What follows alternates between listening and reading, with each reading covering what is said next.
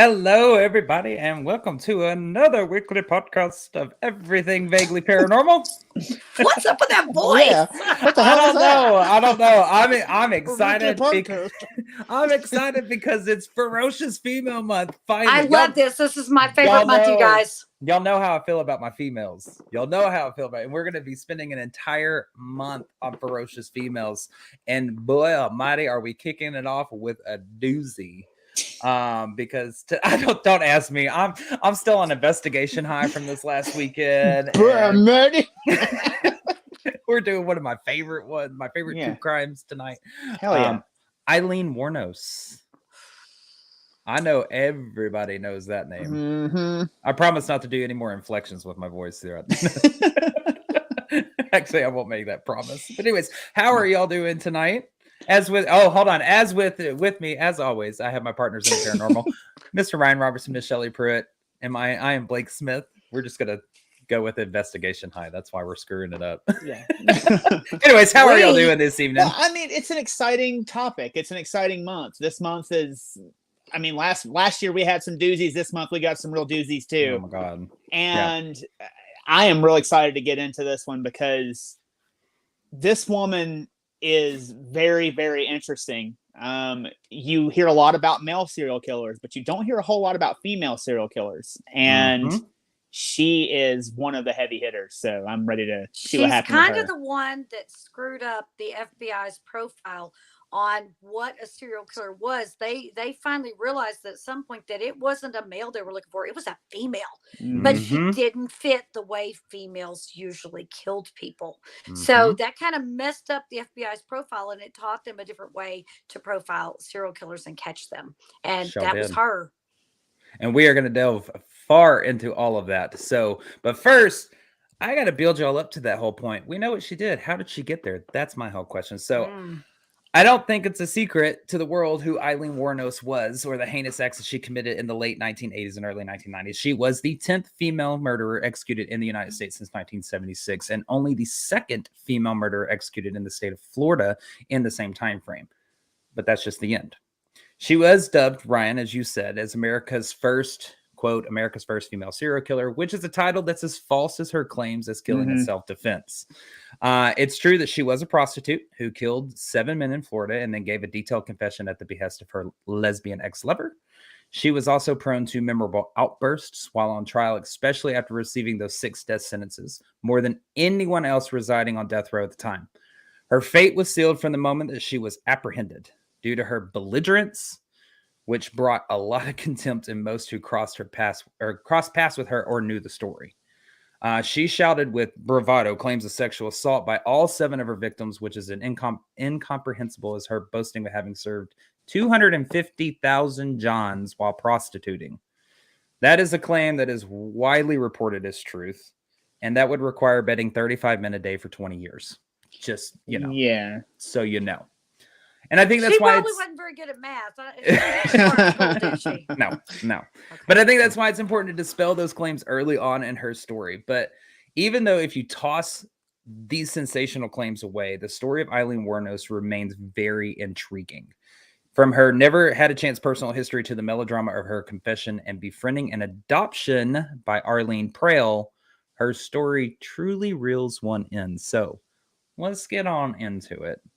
Aileen Carol Pittman was born February 29, 1956 in Troy, Michigan during a leap year to Leo Dale Pittman and Diane Wuornos. Now, Diane Wuornos was 15 when she eloped with Leo Pittman, who was 17, and bore him 2 kids, daughter Aileen and an 11-month-old brother, Keith. Allegedly, Diane married young to escape her father's clutches and mistreatment, but Leo was just as bad, if not worse, than Diane's father. His mistreatment allegedly consisted of physical abuse, isolation, and infidelity, where he rarely worked, drank heavily, and stole cars. Real winner. Sorry. Yeah, she knew how to pick them, huh? Yeah. God knows. Yeah. And instead of going to jail for these crimes, Leo ended up joining the army in 1955 when Diane was pregnant with Aileen, and Diane filed for divorce when he left. Diane ended up picking up a job as a phone operator, while an allowance from the army also helped pay the rent, but soon moved in with neighbor Marge when Marge divorced her husband as well. Now, Diane found the responsibilities of motherhood too overwhelming and unbearable. In an early 1960s, she went out and she never returned, leaving her 2 children with Marge. Now, Marge took care of the kids as long as she could, but subsequently, Aileen and Keith were both adopted by Diane's parents, Lori and Britta Wuornos. And Lori was furious, but he ended up taking the kids anyway. Diane's parents found out that she was living in Texas. And then subsequently, Leo Pittman was incarcerated, which is Eileen's father, was incarcerated on child molestation charges. Jesus. So, and that's the Lori and Britta Wuornos pictured there. They ended up raising Aileen and Keith as their own children alongside their actual children without ever telling the 2 children that they'd been adopted. Lori Wuornos, their biological grandfather, allegedly drank heavily, often drinking up to 3 bottles of wine a day, and was very strict with the children. He has been described as hot-tempered, opinionated, and unapproachable, while Britta was the opposite. She was quiet and introverted. Aileen has been described as quiet, withdrawn, and scared as a kid, whose temper would flare with little to no provocation, and she had been relentlessly teased by her classmates. At age 6, Aileen ended up suffering scarring from facial burns when her and her brother were playing with lighter fluid. And that would be an explanation of her scars in the photos, in most of her photos that we know of. Now, there was a side to Aileen that is rarely mentioned. She was said to actually have an artistic talent. However, anything that she did that was positive was ignored, and she was only given attention when she misbehaved. And according to a neighbor, Lori Wuornos, quote, didn't treat them like human beings. He treated them worse than anybody would treat an animal, end quote. So she just had no men in her life from the beginning No. that were positive in any way, shape, or form. It was always some sort of negative reinforcement with her and any male figures. It was never good. I'll just say that. Like it was never good. So with Lori Wuornos, there was this brown leather belt which hung on the bedroom door that Aileen was actually forced to clean with saddle soap and conditioner.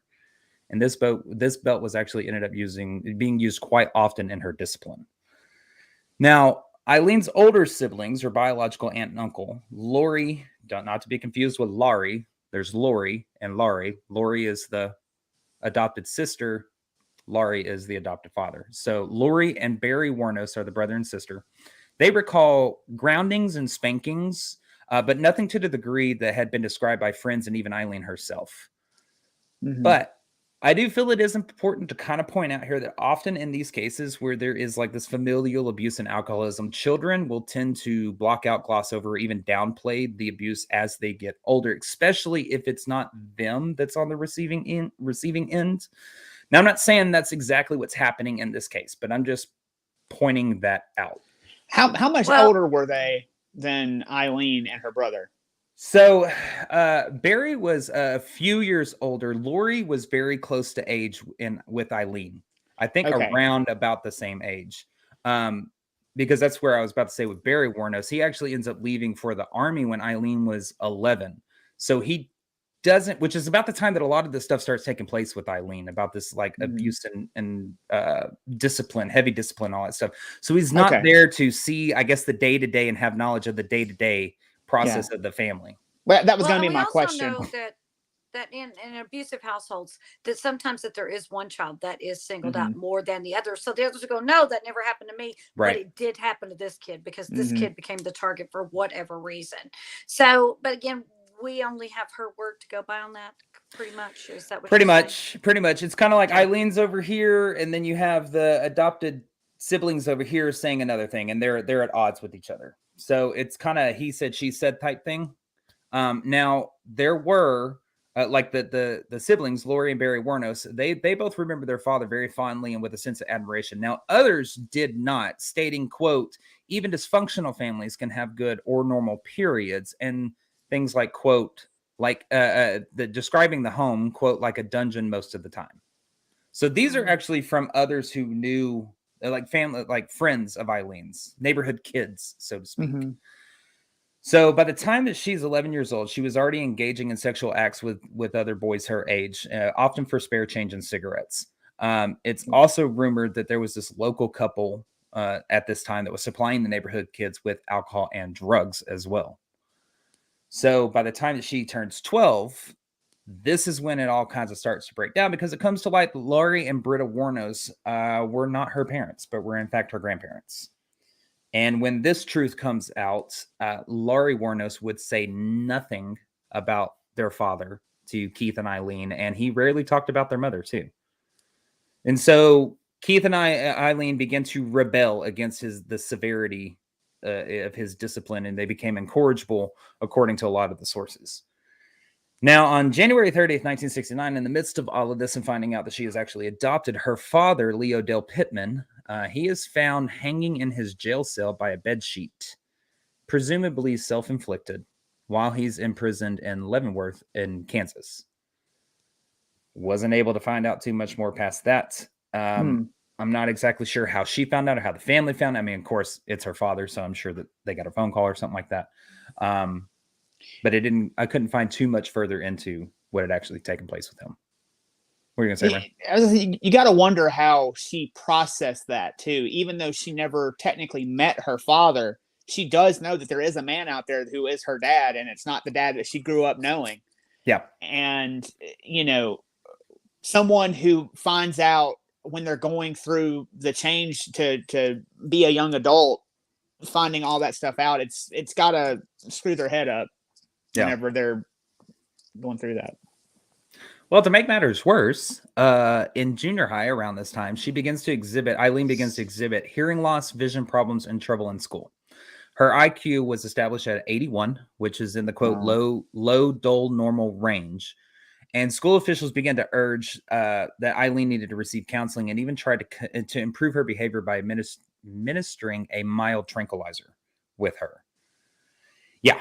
So both Aileen and Keith during this time had already fallen in with this rough crowd in school, and their teen years really were spent in this haze of drugs, alcohol, criminal behavior, all that kind of stuff. And by the time she's 14, Aileen is 14, she becomes pregnant. And she is actually sent away to an unwed mother's home for her pregnancy. And her grandparents blamed her for the pregnancy, which was a result of an alleged sexual assault. Most likely the offender was a friend of her grandfather's or her adopted father's. Jesus Christ. Are you saying an adult male? Yes. Not a teenager she'd been playing around with that would be similar in age. An adult. An adult. And then she was blamed at 14. And then she was blamed at 14 for it. Yes. So, yeah, I know. Pretty rough beginning. Sounds like Papa needed some new friends. Yup. Yeah. Well, in this unwed mother's home, the staff had found Aileen to be very hostile, uncooperative, and unable to get along with her peers. She ended up delivering a baby boy in 1971 who was very quickly and forcibly put up for adoption. And shortly after this, so it's like, hey, we're not out the door. He goes. So already all this is happening. You're 14, you're pregnant, you have a baby. That baby is forcibly taken from you and then put up for adoption. So shortly after all this happens on July 7th of 1971, just after she gives birth to her baby boy, Britta Wuornos, her adopted mother and grandmother, passed away. Now, while her death is attributed to liver failure, Diane Wuornos, who's Aileen's mother, suspected her own father of murder, claiming that he had even threatened to kill both Aileen and Keith if the kids were not removed from his house after Britta's death. So Diane, being the mother, she offered for Aileen and Keith, who are now 15 and 16, respectively, to come to Texas to live with her, but the children declined because Diane wanted to establish all these rules and order of the house and everything. So the children ended up becoming wards of the state, and that really didn't last long either, because Aileen, known to her friends as Lee by now, she drops out of school, she takes up hitchhiking and prostitution, and it really doesn't take long for her to have her first run-in with the law. Because we have about 3 years later, May of 1974, she's now 18. She is using the name Sandra Kretsch. She's picked up by Jefferson County, Colorado officers for disorderly conduct, drunk driving, and firing a .22 caliber pistol from a moving vehicle. So just like boom, boom, boom. You're 18 years old. Now, of course, this wasn't all of the charges that were filed, because she decided she was going to skip town ahead of her trial, and she also got failure to appear as well. And now these next 2 years of her life are somewhat of this like enigma concerning Aileen, but she really kind of hits this if it wasn't already, hits a shitstorm in 1976 as she has just turned 20 years old. Now, what I was able to find out is that Laurie Wuornos, her grandfather, he ends up dying on March 12th in 1976 from carbon monoxide poisoning, which is there's still this mystery around it, whether it was self-inflicted or not. Supposedly and allegedly, he was found in a closed garage with a running car. Well, that was too good for him. Well, it's the weirdest part about her research and when I was doing is trying to find out about like her father's death, her grandfather's death, stuff like that. There wasn't a whole lot more past than what actually just took place to them and what actually ended up happening, supposedly. That's why there's still this air of mystery around them. So 2 months after Laurie's death, we actually find her in May of 1976, where she is married to Louis Gratz Fell, who, by the way, is 48 years her senior. She's around 20 at the time. He is 68. Now, Louis Gratz Fell was a very smart businessman who made his money in railroad stocks and also had taken over as president of his father's business, the Keystone Coal Mining Company. So obviously money was no issue for him, which is probably part of the appeal for Aileen, let's be honest. Their marriage actually ended up making the society pages of the Daytona Press. However, the marriage had issues due to Eileen's violent tendencies. By the time the couple moved to Michigan in July of 1976, Eileen's world comes crashing down all within 1 week's time. On July 13th of 1976, she is arrested for simple assault and disturbing the peace when she decided to lob a cue ball at a bartender's head. Yeah, don't do that. Yeah, don't do that. And additional charges were added on from Troy, Michigan, where she had outstanding warrants for driving without a license and consuming alcohol in a motor vehicle. Now, because of all this, Louis Fell decided to file for an annulment, as well as a restraining order from Wuornos, claiming that she had squandered his money and beaten him with his cane when he wasn't more forthcoming with more money. And the annulment was done. Ryan's face. Sorry. The annulment was done. The annulment was done and finalized on July 21st, 1976. And Wuornos settled her debt to society with a $105 fine that she paid from the life insurance money from her brother's death, because her brother, Keith Wuornos, he had been diagnosed with and passed away from throat cancer on July 17th of 1976, while Aileen was dealing with her run-in with the law in Michigan. Wow. She went on to receive the life insurance money, paid her fine on August the 4th, and she also went and purchased a brand new car, which she then promptly totaled a few weeks later. The $10,000 she had received was gone in a couple of months. So broke, single, and carless, she drifted all the way back to Florida, but she could not stay away from this life of crime. And it's in Florida that she begins to pick up this laundry list of crimes. So, and I'll give you a quick rundown of them real quick. In 1981, she is arrested in Edgewater, Florida for armed robbery of a convenience store where she took $35 and 2 packs of cigarettes. She was sentenced in 1982, served 13 months, and was released in 1983. In 1984, she's arrested for trying to pass a forged check at a bank in Key West. 1985, she's named as a suspect in the theft of a pistol and ammunition. She borrowed the alias at this point, Lori Grody, from her aunt, her adopted sister. And 11 days later, she is cited by the Florida Highway Patrol for driving without a license. Now, in 1986, the following year, she is arrested under her own name and charged with grand theft auto, resisting arrest, and obstruction of justice for attempting to use her aunt's name again.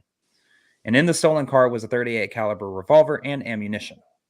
And just 5 months later in June, alias Lori Grody, Aileen, was detained for questioning when a male companion accused her of pulling a gun in his car and demanding $200. Now, she denied this. However, she was carrying spare ammunition, and a .22 caliber pistol was found beneath the seat she was sitting in. And excuse me. And just a week later, she is ticketed for speeding and gives the name Susan Blahovic. And on the citation, the officer wrote, quote, "Attitude poor, thinks she is above the law." Now, I'm unsure on all the damn jail times, if any, that she served on all of these or fines or whatever. You know, this is just a rundown of her laundry list of crimes.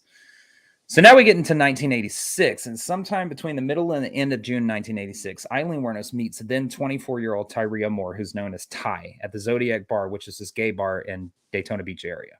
And at this time, Aileen was lonely, she was angry, and she was ready for something new based on a lot of the interviews that she gave. Now, since she had been back in Florida, Aileen embarked on a decade of failed relationships, and from time to time she turned tricks. But even as an exit prostitute, she was not a hot commodity. So Ty Moore, who's pictured here, had just recently moved from Cadiz, Ohio to Florida, where she was embracing her life as a lesbian. Now, when the two met, there was obviously an instant connection, and Ty said that they had fallen quickly in love and they were soon living together. Now, for a while, it was great, but again, it wasn't long until the law was involved, and this time Ty is along for the ride. In the summer of 1987, literally just a year later, both Aileen Wuornos, using the name Susan Blahovic, and Ty were detained in Daytona Beach and questioned on suspicion of slugging a man with a beer bottle. And later that same year, Aileen, using the alias Susan Blahovic again, was cited for walking on the interstate and possessing a suspended driver's license. And on this citation, it is noted, quote, attitude, poor, in all caps. Which is something Aileen would prove over the next 2 months with threatening letters mailed to the circuit court clerk on January 11th and February 9th of 1988. That'll get you in a little trouble. Threatening a judge and a clerk and everything else. That'll get you in a little trouble. And just 1 month later, Cammie Marsh Green, a new alias for Aileen, accused a bus driver of assault, claiming he pushed her off the bus following an argument. Now, probably true because of her temper, regardless. And Ty was there as a witness to all of this. Now, and then finally, sorry, there's like a couple more. In July of 88, yeah, you just thought we were done. Sorry, I told you it's a laundry list. In July of 88, Aileen, using the alias Susan, and Ty, they were accused by their Daytona Beach landlord of vandalizing their apartment by ripping out the carpets and painting the walls brown without permission. And 4 months later in Zephyr Hills, again as Susan, Aileen launched a 6-day campaign of threatening phone calls against a supermarket following an altercation over lottery tickets. She just couldn't let stuff go, could she? No, she couldn't. So I think she was one of those last word people, because maybe she had never gotten to have the last word when she was younger. Always had to, someone would always shut her up. That became the thing of, you're going to have to shut me up, or I'm going to have the last word otherwise. Yeah. I can definitely see that. Yeah. Could be very true. That might have been her way to keep her sense of power, was I'm saying the last thing. Yeah. So. Well, by 1989, good year, shout out. Eileen's demeanor was increasingly erratic and belligerent. She worked the bars and the truck stops, thumbing rides to snag a trick when she could and supplementing her prostitution income with theft where she could. And through all of this, Ty loved Aileen and didn't leave her. She even quit her job as a hotel maid for a while and allowed Aileen to support her on her prostitution earnings, though there are some reports to say that Ty was about to be fired due to Eileen's constant stalking of Ty at her job for fear that Ty would leave her or Ty's possible infidelity. So, and then all this, Eileen's market value as a prostitute, never spectacular, fell even more. But Ty herself never turned tricks, right? It was just her supporting Eileen's line of work. Correct. Never, not that I could ever find. Yeah, not that I could ever find. So, however, the lovers, their passion ended up cooling and money ended up running short, but still Ty stayed, with Aileen following her from cheap motel to cheap motel and stints in old barns and even woods sometimes. Their existence, meager as it was, became even harder to maintain. And with Ty, Aileen was actually able to talk about the many troubles in her life and began opening up to her and telling her about this yearning for revenge. And also never to take an insult lightly, Aileen now went out of her way to provoke confrontations, seldom traveling without a loaded pistol in her purse. And that gets us to the end of 1989, which is on December 1st of 1989, a deputy in Volusia County discovered an abandoned vehicle. This vehicle was traced and it belonged to a 51-year-old Richard Mallory. His wallet and his personal papers were scattered nearby his abandoned car, along with several condoms and a half-empty bottle of vodka. Now, the driver's seat had been pulled up very close to the steering wheel. Mallory, pictured here, was the owner of an electronics repair business in Clearwater, Florida, who was known for closing up shop abruptly, disappearing for a few days at a time on drinking and sex binges. Now, Mallory had been divorced 5 times, earning him a reputation as a heavy drinker who was very paranoid and very much into porn and the topless bar scene. Really, his only constants in life were alcohol, sex, and paranoia. He ended up just to tell you, he ended up changing his locks on his apartment about 8 times in 3 years. Jesus. He was a little bit paranoid. So when he doesn't show up for work in early December 1989, no one thinks of it. He didn't really have anyone close to him to really notice that he was missing. So he kept these employees that he had long enough to clear this backlog of work that had piled up during his disappearance, and then he let them go. So he didn't have anybody who knew him well enough at work as well. And it wasn't until his 1977 Cadillac was found a few days later outside of Daytona that anyone really knew anything was wrong. And it wasn't until 12 days later, on December 13th, that 2 men looking for scrap metal on the side of the road of Interstate 95 in Volusia County discovered a body wrapped in carpet. Fingerprints were taken from the badly decomposed hand, and when ran through the system, they came back to Richard Mallory. They had a match. His body was actually 13 miles away from where his vehicle was found. He had been shot 3 times and killed with a .22 caliber pistol. 2 bullets to his left lung were found to have caused hemorrhaging and ultimately death. Now, items taken from his vehicle consisted of a radar detector, and a camera. Now, several months of investigating went into his death, in which officers delved far into his very sordid lifestyle and shady acquaintances, but no real leads were produced from this. There was an initial suspect around a stripper named Chastity, but the evidence and what little that they had, don't laugh, Shelley, didn't add up, nor did it make sense that it would be her. So in their search as well, one of the former employees had said that Mallory was, quote, mental, but police came up empty in their search for a criminal record. So unfortunately, his case goes cold and the investigation stalled due to another body being found May 5th of 1990. But as far as I could find, I'm going to put this out there. I could not connect this one, and I still don't think it's connected to her killings. So I wasn't able to link it. So it's May 5th, 1990. They find another body, though it's not in this story. So we jump to June 1st of 1990, when yet another unidentified male body, this time nude with only a baseball cap, was found in the woods in Citrus County, Florida, about 40 miles north of Tampa. Now, this man had been shot 6 times in the torso, and found near his body were empty Budweiser and Busch cans, beer cans, and a used condom. His body was in an advanced state of decay, which made it hard to identify age, cause of death, and even sex of the body. And the identification finally came in on June 7th and turned out to be 43-year-old David Spears from Bradenton, Florida. Now, Spears had been a heavy equipment operator who had last been seen on May 19th of 1990. He had vanished somewhere along I-75 en route from Boonville, Missouri, where he was from, to Tampa to meet up with his fiance. His truck had been found shortly after his disappearance on I-75 with the doors unlocked and the license plate missing.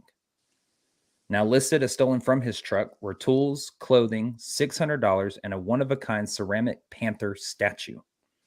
Also found was a blonde hair on the steering wheel and a ripped condom packet on the floor. And the seat to his truck was also pulled way too close to the steering wheel, despite Spears's height being 6'4". So that threw some suspicion. Now, meanwhile, the day before the identity of his body comes in, on the previous day, June 6, 1990, 30 miles south in Pasco County, Florida, yet another nude male body was found a few miles off Interstate 75. The body had been concealed under an electric blanket and a large amount of uprooted tall grass. And when discovered, the body was so badly decomposed that medical examiners were not able to obtain fingerprints and could not estimate the time of death. Detectives did not initially have any luck identifying the remains, but had heard about a previous case in Citrus County, Florida, just a few days prior, which was that of David Spears that they had found. So detectives on this new case notified the detectives on the Spears case, and they talked about the similarities, but they didn't have enough to build this investigation.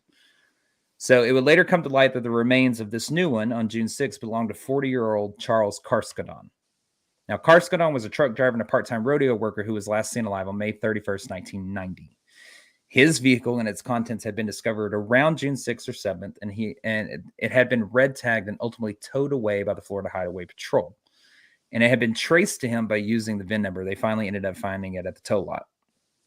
Listed stolen from his vehicle were a .45 caliber pistol with a pearl handle, a Mexican blanket, a stun gun, a flip-top lighter, watch, tan suitcase, black t-shirt, and gray snakeskin cowboy boots. Sorry. So Carskadon had been shot, some say 8, others 9 times in the lower chest and upper abdomen by a 22 caliber handgun. Words are hard all of a sudden. Sorry. And the medical examiner stated that all 8 to 9 bullets, whatever they were in regions that could have caused death. So she actually could not say which one was the actual fatal bullet. Now, searching for further leads, detectives called the Georgia Bureau of Investigations and was told about their own mysterious John Doe, which was the one back in May that I told you about that I could not find any connection. Again, they noted the similarities, but not enough to build an investigation on. So they had to shark forward and trying. Well, in the meantime, on July 4th, 1990, Rhonda and Jim Bailey were sitting on their porch near Orange Springs, Florida, and watched a car careen out of control and finally came to rest in some bush.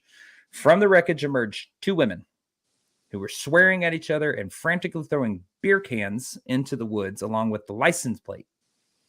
The 2 also retrieved a red and white cooler from the back seat, and the two women saw that they had a witness. The blonde with the bleeding arm did all the talking while the brown-haired woman stayed, silent and kind of reserved. The blonde woman begged Rhonda not to call the cops, stating that her father just lived up the road. The 2 women got back into the car with its now smashed windows, got it out of the brush, and carried on their way. They didn't make it far, though, because the car just went kaput, and they decided, fuck it, we're going to abandon the car in the middle of the road, and they began to walk. As they were walking, they gained attention of a passing motorist. And when he happened to across the 2 women, one with the bleeding arm, he had asked if they had been in an accident, if they needed help, and noted that the blonde was very intoxicated. The blonde woman said no, they had not been in an accident. They didn't want any help and proceeded to cuss him out from here to Sunday, essentially, is what they said. And he basically said, to hell with this, and left the women alone and continued on and let them walk. But he ended up later on phoning the Orange Springs Fire Department. Now, there is a book called Talking with Serial Killer by Christopher Barry D. And he actually says that Aileen Wuornos spoke with the emergency vehicles that arrived and said that she didn't know anything about an accident. And she wanted people to stop telling lies and leave them alone. So she actually spoke with authorities, allegedly, according to Christopher Barry D. in his book. So Marion County Sheriff's deputies responding to the scene. They finally found the car where the women had left it. The glass in the windshield and the front doors was smashed. There were apparent bloodstains throughout all the interior, and the license plate was missing. Now, a quick computer search using the VIN number reported the car belonged 65-year-old Peter Symes. Sorry. There's a lot of interesting names here. Other items in the vehicle included Budweiser and Busch beer cans, 2 beverage koozies, and a bottle of Windex spray cleaner. Now, the Windex bottle had an Eckerd drug price label on it. It was traced back to a store in Atlanta, Georgia. Now, Peter Symes and his wife didn't drink and had never been to Atlanta. One of the koozies had been traced to a Speedway store near their entrance-exit ramps off of I-75 in Wildwood, Florida. Investigators put together composite sketches from witnesses and went to the Eckerd drugstore and interviewed the manager. Now, he mentioned that the women bought cosmetics and a black box of Trojan condoms. Now, Peter Symes, pictured here, he disappeared on June 7th, the same day as David Spears' body had been identified, and the day after Charles Carskadon had been found. Peter had disappeared after leaving his home in Jupiter, Florida, to head to visit relatives in Arkansas. Peter was a retired merchant seaman who devoted much of his time to Christian outreach ministry. Now, John Wisniewski of the Jupiter Police Department, and I'm sorry if I butchered the name, who had been on the case since Peter's disappearance, sent out a synopsis of the case, sketches of the women, and a nationwide teletype containing the description of the women. And the only additional evidence they had was bloody fingerprints and a palm print lifted from Peter's car. Now, Wisniewski then sat patiently waiting, and he was not optimistic of finding Peter alive. But the police now had 5 men in the span of 6 months who were either missing or had been found shot to death along the interstate in Florida. But still, the bodies continued to pile up as they did not have enough to connect all of them for a full-on fledged investigation. So on the morning of July 30th, 1990, Troy Burris, a sausage salesman from Ocala, Florida, left on his delivery route from Gilchrist Sausage. When the time came for Troy to return to the store, he didn't show.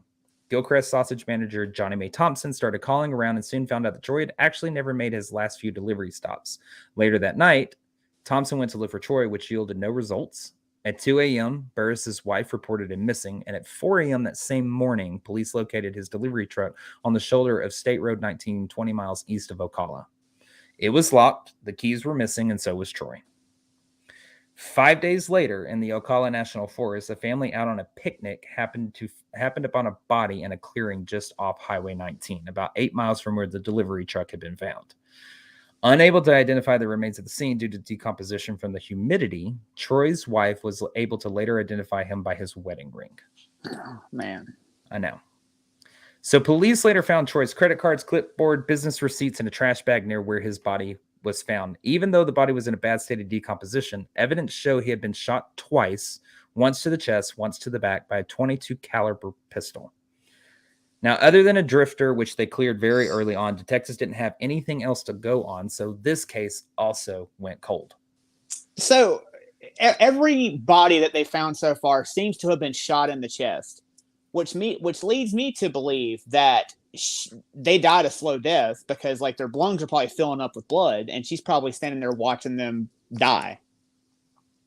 Was that ever confirmed, or was that because that just? I never found any of that confirmed in any of like autopsies type stuff or whatnot with all of these guys, or all these men. So I can't say. We'd have to go off speculation at that point. Yeah. Because I also didn't find anything in any of her confessions later on that state that she did such a thing. Okay. Which trust me, we'll get into here in just a little bit. All right. So on the evening of September 12th, 1990, a seventh male body was found in Marion County, Florida, southeast of Gainesville. He had been shot 7 times in the head and the torso. 6 .22 caliber slugs were recovered from his body, with the 7th going through his wrist and never retrieved. His body was fully clothed, but the pockets had been turned inside out. His money and his wallet were missing. His identity finally came back to 56-year-old Charles, known as Dick Humphreys. Now, Dick Humphreys was this one is interesting to me. Dick Humphreys was a protective investigator specializing in abused and injured children, and he was about to transfer to the department's Ocala office. This was not his first career, as he had previously been a police chief in Alabama. Now, Humphreys had just celebrated his 35th anniversary on September the 10th before he went missing on September the 11th, never making it home from his last day of work. His car was found in late September in Suwannee County, Florida, roughly 100 miles north of the location of his body. The license plate, keys, and a bright yellow Highway Patrol Association bumper sticker were missing, along with all of his personal papers and his favorite pipe. Left behind was an empty can of Budweiser under the seat. Now, a cash register receipt for the beer was linked back to his Speedway truck stop near Wildwood, Florida. And the receipt was time-stamped at 4:19 p.m., which was the day that Humphreys disappeared. So the police went to the Speedway, and when they interviewed the clerk, she didn't recognize Humphreys, but she did recognize the women from the composite sketches. Now, remember, these composite sketches are from Symes' case, not Humphreys' case. So she added that she thought that these 2 women might be sex workers. And the same day that his car was traced back to him on October 13th, his badge and other personal belongings were found in Lake County, Florida, 70 miles southeast of the murder scene. So his stuff is found everywhere. Mm-hmm.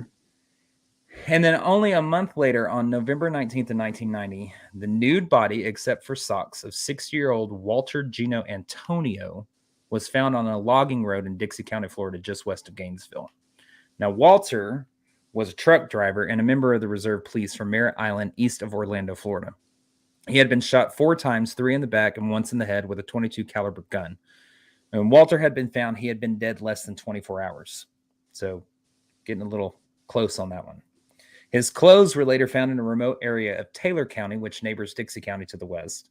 And officers found Walter's car 5 days later in Brevard County on the most eastern side of the state. The killers had stolen a distinctive gold engagement ring, reserve deputy badge, nightstick, handcuffs, wristwatch, suitcase, toolbox, and flashlight from his car. The doors were locked, and the keys, license plate, and bumper sticker were missing from the car, and a piece of paper pasted over the VIN number. They're getting smart to it. That's what I picked up on that. Now, the car was also wiped clean of fingerprints. And empty Budweiser cans were found near the car. Now, but this time with the 8th body found, journalists and the media had begun to pick up this pattern that the police had been very reluctant to accept. And media exposure forced officers to go public with the information. And it was Captain Steve Binniger of the Marion County Sheriff's Criminal Investigation Division. He couldn't ignore the similarities either and began to formulate a theory. This man, I appreciate this man. This man was smart. He got with the detectives on the Spears case and shared information and composite sketches. With his theory, he also formed a multi-agency task force with representatives from each of the counties in which the homicides had taken place. And he would be the first one to suspect a woman as a killer. Because the similarities were, between all these crimes, they were all older men, 40s to 60s. They all were robbed. Bullets retrieved from the victim came from the same .22 caliber gun. And Binniger noted the condoms at some of the crime scenes and the clerk at the Speedway who said that she thought that they were sex workers. So he's starting to tie all this together. He also knew that at this time, nobody picked up hitchhikers anymore because we've already gone through the 70s and all of that shit and 80s and crap. So he knows that that's not happening anymore. So what that meant was that the killer had to make themselves appear non-threatening initially to the victims, whether they appeared to need help or, as he saw it, a woman. And that's exactly who Binniger suspected, specifically the 2 women that had wrecked Peter Symes' car and walked away. So in late November, shortly after Walter's body had been found, Reuters ran a story about the killing, specifically pointing the finger at the 2 women. And from here, the word ended up spreading. Media outlets across the state of Florida picked up the story and began to run with it, and also the sketches. And it really didn't take long for the leads to come in and basically pour in. They had a man from... sorry if I butcher it, Florida peeps. Homosassa, that's what I'm going to go with. Homosassa Springs, Florida. He said that the 2 women had rented an RV from him, and their names were Tyria Moore and Lee. A woman from Tampa said that they worked at her motel south of Ocala, and they had recently bought an RV from a man in Homosassa Springs. Their names, Tyria Moore and Susan Blahovic. Why she got to pick such hard last names, damn it? So the police were beginning to piece together this narrative and set their targets on Tyria Moore and who they figured were Susan Lee, known as Lee, Blahovic. And they had already pieced together the movements of the 2 women. Sorry, y'all had Italian tonight, and so it's kind of, coming back up. Well, I can tell you a reason why it might be. And again, don't anybody get any ideas? A good idea to pick a difficult name, because a lot of times when they type in a name, if they misspell it, it won't come up. If they do this, it won't come up. And a difficult to spell name or an unusual spelling of a name, well, you get it wrong, it's not always going to flag in a system you're looking for. So perhaps that was intentional. It more than likely with her, it wasn't. That was probably a name she knew of somebody else, and so she ran with that. But that is not, as far as a deterrent. I mean, everybody knows how to spell Bundy if we're talking about Ted Bundy, so. True. Hell, I can't even pronounce Blahovic, half the time. It's much So, more difficult. Yeah. And yeah, somebody spells it phonetically versus how it's actually spelled, it's going to hit 2 different matches. Very true. Very true. So, That's right. She's thinking, I guess you could say. Maybe. Yeah, maybe. Maybe she just saw it in a newspaper or something. But anyways. So the payload for them comes from Port Orange near Daytona, Florida. So the police knew the couple had stayed at the Fairview Motel in Harbor Oaks, primarily where Blahovic had registered as Cammie Marsh Green. So they had broken away from and had spent a short stint in a small apartment behind the motel, but they ultimately ended up returning primarily to the Fairview Hotel. In early December 1990, the couple left the motel, but Blahovic returned, again, that's Aileen, this time alone on December the 10th. Now, police ran a quick search in the system, and it yielded driver's licenses and criminal information for Tyria Moore, Susan Blahovic, and the alias Cammie Marsh Green. Now, Moore, Ty, she didn't really have a real record. She had breaking and entering charges in 1983, but that was eventually dropped. Blahovic had a trespassing charge, and Green didn't have a record at all. The biggest discrepancy, though, that alerted police was the photo for Susan Blahovic did not match the photo for Cammie Marsh Green. So, of course, eyebrows were raised. So they did a canvas search on Cammie Marsh Green. And Volusia County officers were able to check area pawn shops and found that Cammie Marsh Green had pawned a 35 millimeter Minolta Freedom camera and a Minolta Road Patrol radar detector in Daytona, Florida. She got $30 for the trade, showed her driver's license, and left the obligatory thumbprint on the collection receipt. That was something that was kind of new at the time, too. Was That you put was. your thumbprint on there. And this sparked the investigators' interest because very few people would own a Minolta radar detector, let alone be associated with a 35 millimeter Minolta camera. Because if I remember correctly, a lot of those were associated with police officers or people who were in investigative services. That was a high dollar camera at the time. Yeah. Yes. Now, the following day, this quote Cammie Marsh Green pawned the distinctive gold ring of Walter Antonio. And a second pawn shop revealed that Cammie Marsh Green had pawned a set of tools that matched the ones taken out of David Spears' truck. So the investigation had what they needed, the thumbprint. That's what they needed. The initial computer search for matching thumbprint for Cammie Marsh Green yielded no results in the automated fingerprint identification system. So Jenny Ahern, I give her credit, who worked with the system, came down to Volusia County and began the rigorous task of hand searching for matching fingerprints. Now, crazily enough, within the hour, she found what she was looking for. There was a weapons charge for Lori Grody dated back in 1985 that the thumbprint for Cammie Marsh Green matched. Further still, the bloody palm print lifted off of Peter Symes' car matched Lori Grody's prints as well. So Jenny then sent all the information to the National Crime Information Center, and the hits rolled in. Michigan, Colorado, Florida. Lori Grody, Susan Blahovic, and Cammie Marsh Green all trace back to one person, Aileen Carol Wuornos. And for them, the motherfucking hunt was on because they had who they needed. And this is where it gets to my favorite part. The takedown. Sorry. So two officers, Mike Joyner and Dick Martin, known as Bucket and Drums on the streets, they went undercover. Hey, don't laugh. I love it, man. That was you're talking in the 90s, right? That's their cool nickname, their cool street name. Bucket and Drums, man. That's gonna. I want that to be my undercover name. Anyways. No, you don't.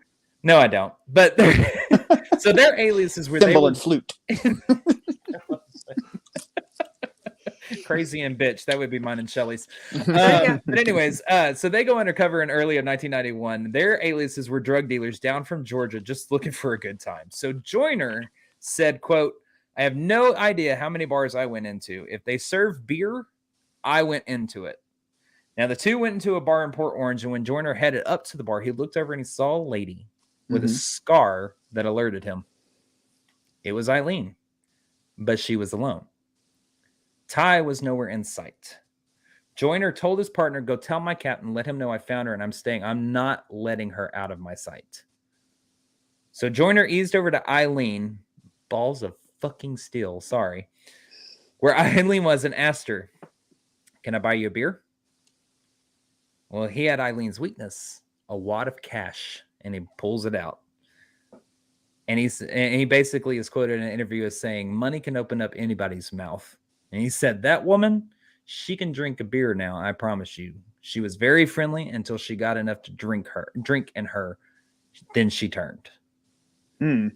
So the two went over to play pool. Aileen suddenly struck him across the back with her pool stick. Just out of the blue. Out of the blue. Holy shit. And he said, you fucking idiot. Why did you hit me? Her response was, quote, honey, I don't know. It just comes over me. While she was hugging his neck. Yeah, okay. So Wuornos suggests the idea that they all go, him, his partner, and all that stuff, to the last resort bar. And the cops agreed to meet her there, but Joyner told her, he's like, I got to get gas first. So leaving his partner alone, Joyner stepped outside where a surveillance team was waiting and they put a mic on him, wiring him up. And they ended up meeting back. His partner came out and they ended up heading to the last resort. So they see Aileen and they start drinking with her again. And Aileen kept saying that she had nowhere to live. She had no money. And Joyner said he made sure that he kept pulling out his wad of cash and offering to buy things over and over and over again. And Aileen is actually heard on his body mic as saying, quote, yeah, I'd definitely like to stay in contact with you. You're my type. And then suddenly, in the same breath, she became distraught over her recent breakup with her girlfriend, sobbing, quote, "I'm so fucked up and so hurt." And he said, and basically, suddenly she said, "Let's go out tonight. I'll show you a big time. Bring all your money, and I know some places we can go."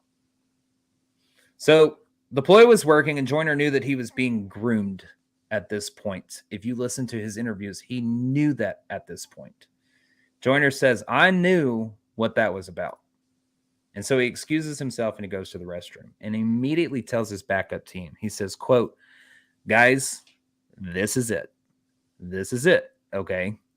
If we leave, I am going to be your next victim." He says, "Piss on the fire and call in the dogs. This hunt is over." So he walks out of the bathroom and he says into his mic one more time before she can see him, obviously. He says, "If you can hear me, she wants to walk. Blow the horn if you hear me. She wants to walk now." Because he had offered to let her come back to his hotel room so she could wash up so that they could go out that night. And he knew if he made it back to that hotel room and just walked in, didn't even have to close the door, he was a goner. And luckily in the distance, Joyner heard the sound of a car horn. And he says, "Everybody ready?" And he opened the door. And once outside, the Marion County Sheriff's Office approached her and told her, Aileen, that she was under arrest for an outstanding warrant for a weapons charge as Lori Grody. No mention of the murders was made, as was no announcement to the media that Aileen Wuornos had been apprehended, which was the smartest move yet because they didn't have a murder weapon and they didn't have Tyria Moore. So the very next day, with Aileen Wuornos in jail on January 10th, Ty was located back in Pittston, Pennsylvania, living with her sister. She was read her rights, but not charged with anything, and then interviewed, to which she gave her statement after making sure Ty knew what perjury was. She said she had known of the murders from the moment that Aileen came home with Richard Mallory's 1977 Cadillac. Aileen had openly confessed to Ty about killing a man that day, but Ty silenced Aileen and didn't want to hear anything further. She says, quote, "We were sitting on the floor watching TV. She'd just come out and said, 'I have something to tell you.' And I asked her what, and she said that she had shot and killed a man that day. I told her I didn't want to hear about it, and that any time she would come home after that and say certain things, telling me about where she got something, I'd say, I don't want to hear it." Ty was suspicious, but she wanted to remain very ignorant to the truth. She says, quote, "I was scared. She always said she'd never hurt me, but then you can't believe her. So I don't know what she would have done." And deep inside, Ty knew the more Aileen revealed, the more she herself would feel compelled to report Aileen to the authorities. But she also knew even more that she became more of a liability, which would make it harder for Aileen to just let Ty walk away. Or even worse, what happened if Aileen felt betrayed. So with Ty's statement, she then accompanied the two officers back to Florida, where she was told of the plan to gain a confession out of Aileen on the plane ride back. They wanted Ty to play along using Eileen's former lover against her, essentially. There would be phone conversations that would be taped due to Wuornos being in jail, obviously. But the officers would put Ty up in a motel to contact Aileen, saying that she'd come down to get the rest of her things. Ty was to explain to Aileen that the cops had been questioning her family and that she felt all the Florida murders were going to be pinned on her instead of Aileen. The officer's hope was that out of loyalty to her former lover, Aileen would confess. And so, unbeknownst to Aileen, the calls began on January 14, 1991. One of the conversations had led officers to a warehouse that Wuornos had rented, where they found more tools stolen from David Spears, the nightstick taken from Walter Antonio, and another camera and electric razor from Richard Mallory. And in one of the final conversations, Ty puts the pressure on Aileen. And I'm going to read a little bit of the transcription here. And basically says, "Ty, what the hell's going on? They've called. They've been up to my parents again. They've got my sister now asking her questions. I don't know what's going on." Aileen says, "Huh? Why are they asking your sister questions?" Ty, "I don't know, Lee. I think they're coming for me. I know they are." Aileen, "No, they're not. You're innocent. I'm not going to let you go down." And she begins crying. She says, "You hear me?" Ty says, "You evidently don't love me anymore. You don't trust me or anything. You're going to let me get in trouble for something I didn't do." Aileen said, "I said I'm not." And Ty sniffles and was very emotional. And Ty says, why the hell did you do this? Aileen says, huh?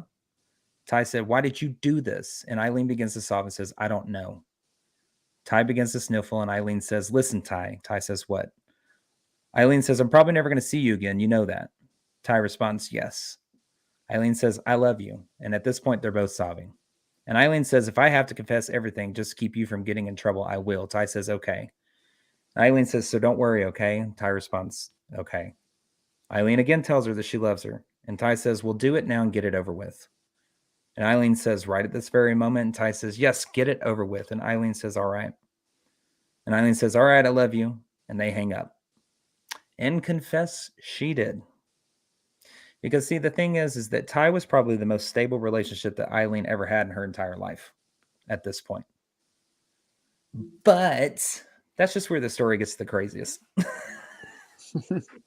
Within an hour of getting off of that phone call with Ty, Aileen ends up summoning the public defender and detectives and told them the following. Number one, Ty was not involved in any way in any of the murders. And it says, quote, I'm the one that did the killing. I know that I don't want my girlfriend involved. She did not do anything. I'm trying to make this clear. That's why I'm confessing.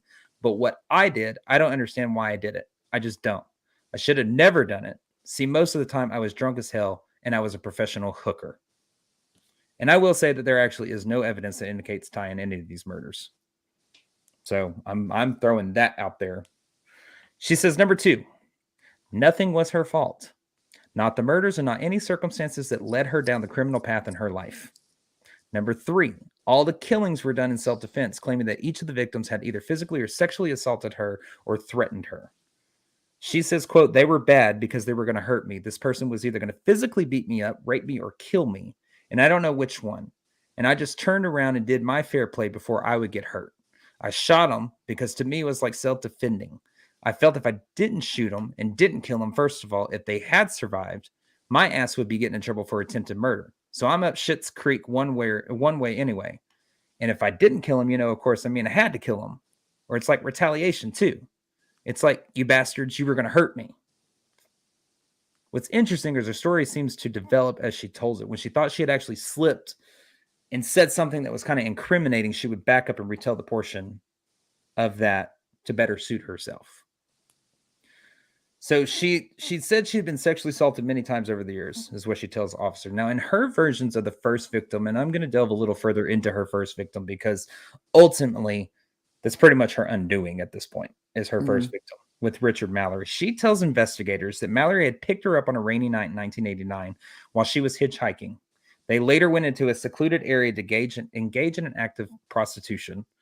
She and Mallory began to disagree because he wanted to have sex after only unzipping his pants, which to her was a red flag. Aileen felt that Mallory was going to, quote, roll her, which was take her money, and sexually assault her. So she grabbed her bag in which she kept a gun, and the two began to struggle. Wuornos says she prevailed, pointed the gun at Mallory, and said, quote, you son of a bitch, I knew you were going to rape me. Some words may have been changed. You can fill in your own. Mallory responded, no, I wasn't. No, I wasn't. Aileen says she then shot Mallory at least once while he was sitting behind the steering wheel. Mallory then crawled out of the truck and shut the car door and at some point was able to stand. Wuornos said she ran around to the front of the vehicle and shot Mallory again, causing him to fall to the ground. And while he's lying there, Aileen shot him twice more, then went through his pockets and tried to conceal his body underneath a scrap of rug. However, when retold hours later, she had basically said they had smoked, drank, and talked for 5 hours. When she fully disrobed to perform her sexual acts, Mallory admitted not being able to pay her. So when she reached for her clothes, Mallory threw a black cord around her neck, attempting to strangle her, quote, like the other sluts I've done. She says that he then tied her hands to the steering wheel and proceeded to extremely and violently assault her, which I am not going into the graphic detail because she did. And afterwards, she was told to lie down, which is when she thought Mallory would kill her, and she reached for a gun, which then struggled ensued, and Aileen Wuornos proceeded to shoot Mallory to death. So within hours, her story has completely changed. Yeah, it's gotten more grandiose. Yeah. And in my opinion, to better suit her, in my opinion. Well, it's actually become less believable too, because Yeah. if I have somebody tied up and subdued, why all of a sudden when I untie them, go, okay, lay down, we ain't done yet. No, you don't. That linear thinking says you don't do that. They're already subdued. Why would you give them a chance to do something else? Yeah. Yeah. Okay, I'm seeing a hole. Go in the story. Mhm. Go ahead. So Aileen says she goes back to the motel where Ty was and very intoxicated. Aileen told Ty what had happened, that she had shot and killed a man. Now, months later is when Ty saw the first reports on the news of officers looking for 2 women. She ended up leaving Wuornos at that point. That's when she returned to Pennsylvania. So that's why she goes back to Pennsylvania. She's like, oh, shit, I'm out. I didn't have anything to do with this. I'm out.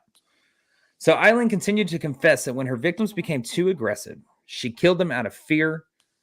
That fucking picture is weird. Anyways, she killed him out of fear, and she didn't stop her story there, much to the protest of her defender. Her public defender advised her multiple times to stop talking, finally asking in exasperation, do you realize these guys are cops? And her response was, quote, I know, and they wanted to hang me, and that's cool because maybe, man, I deserve it. I just want to get this over with. Well, that's the thing about serial killers too, though, is they want to be acknowledged for their crimes and they want to tell people, and they're not. And once the lid's off, they're just gonna blather on about it until they decide not to. Yeah. Well, Blake, that picture you were talking about, where you said that picture just gets you. She was actually in handcuffs, so she was describing to someone what.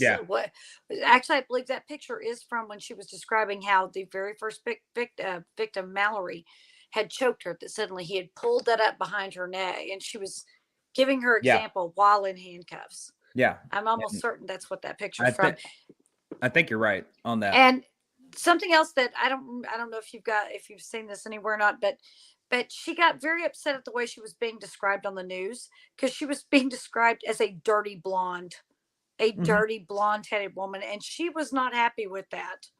Because I remember that. I remember hearing that on the news, that this looking for a dirty blonde lady, and I'm going, does that mean she's stinky, or does that just mean she got dark blonde hair? I didn't know. I guess both in that sense might have been true. Well, in her mind, I think that it probably was degrading to be labeled as the dirty blonde. Yeah, because I think in fact they were just referring to her hair color. To her hair color. Yeah, exactly. Well, almost instantly after Aileen's arrest, a landslide of book and movie deals came flooding into not just Aileen Wuornos, but detectives, Aileen's relatives, Ty, and even Aileen's attorneys. And within 2 weeks of her arrest, movie rights had been signed away.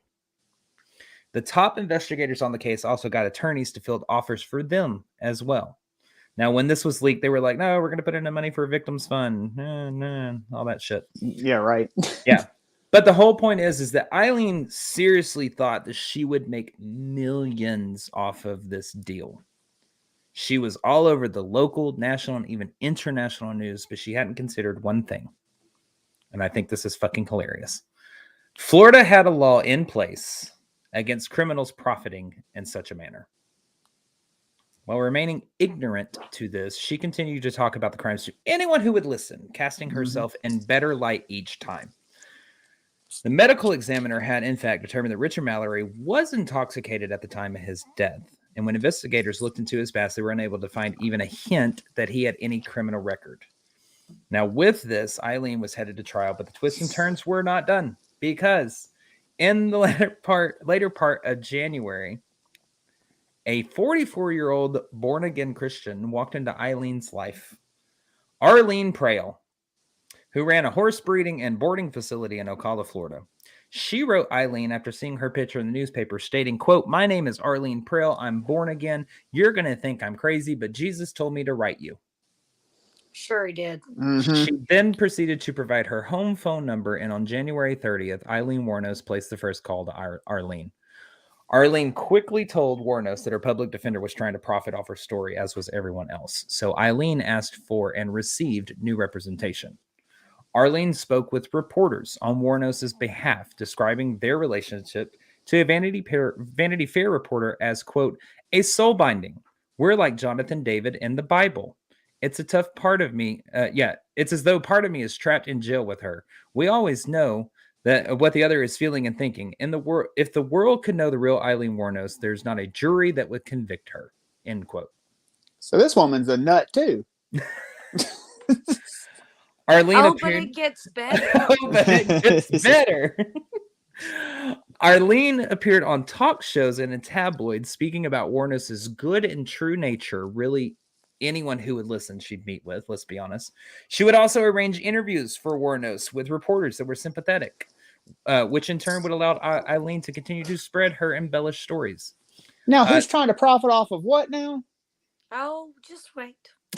They pushed the narrative of Eileen's horrid and troubled upbringing and put a lot of weight into the corruption of the entire process thanks to the movie and book deals, and they hurled blame at Ty for all of it as well. And with this, Aileen pled guilty in early May of 1991 to the murder of Troy Burris, Dick Humphreys, and David Spears.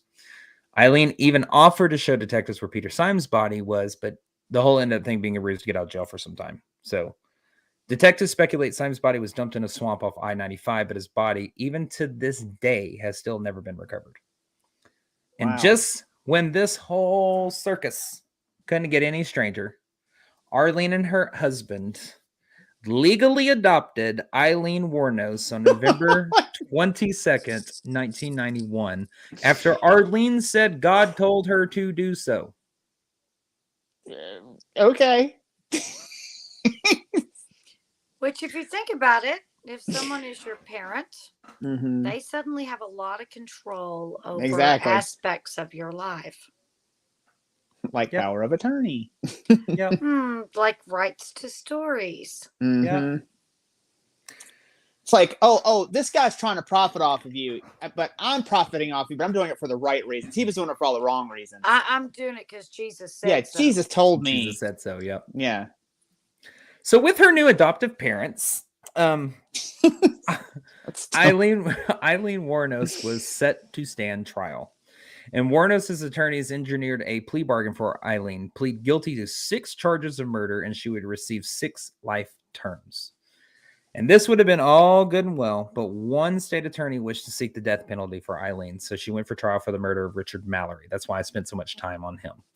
Now, during the trial, which started on January 14th, 1992, the medical examiner stated that Mallory had taken 10 to 20 agonizing minutes to die. And although police, quote, weren't able to find a criminal record for Mallory, a journalist did some very minor digging and quickly came up with a charge and a prison term for assault basically rape for Richard Mallory. How come the cops weren't able to find that out? That makes no sense. I don't know. It could have been prior to the time before all these states True. interconnected their records. And if Talk you to each didn't other. know to go look over here, then it just Mhm. kind of stayed hidden until another crime in that state was committed enough to make Yeah. you say, hey, wait, let's see if anybody around here has this going on. Well, what year was CODIS formed? That international crime database? It would have been around this time. I think around, It yeah, would have early been 90s. around like early Late 90s. early 2000s. Yeah. Mm-hmm. Mhm. Mm-hmm. And that's where they could all interconnect and put things in. And I do not believe at the time that CODIS was in existence. So, I think if not, it was very much in its infancy at this point. right. So It is very interesting, though, how they were, the cops even doing their digging, because they were investigating this whole hog. We're not able to find anything as far But as the they were prison only term. looking around the area True. that the murder occurred. True. Yeah. So during the trial, Ty comes forward and testifies that Aileen wasn't overly upset, drunk, or nervous when telling her about killing Mallory. And altogether, 12 men came forward and testified to having interactions with Aileen. Overall, the evidence and witnesses against her were severely damaging. Now, got to tell you a little bit about Florida law real quick. There was a rule in place back then called the Williams Rule that allowed other relating crimes to be admitted if it establishes a pattern. And that was the absolute nail in the coffin, because without that rule, the jury would have only heard about Richard Mallory, but state's attorneys were able to bring in the deaths of every single other one of the victims. And that obliterated her alibi of self-defense. They ended up playing the videotaped confession where she appeared confident when she said, quote, "I took a life. I am willing to give up my life because I killed people I deserved to die." And in true Aileen Wuornos fashion, she insisted on taking the stand to tell her story, very much to the protest of her public defender. She had to have the last word. I'd have the limelight. Defense psychologists concluded that Aileen did suffer from borderline personality disorder at the time of the murders, which resulted in extreme mental or emotional disturbance. They agreed her ability to conform her conduct to the requirements of the law was substantially impaired, and that Aileen exhibited evidence of brain damage, stating she lacked impulse control and had impaired cognition, which led to her believing in the moment she was in imminent danger of her life. But by the time that Aileen took the stand, her story of Mallory's death barely resembled the initial confession she had told investigators about a year ago. During cross-examination, the prosecutor destroyed any shred of credibility Aileen had. She became more volatile, angrier the more she was questioned, and her attorneys repeatedly advised her not to answer the questions. Most of the time, she didn't listen.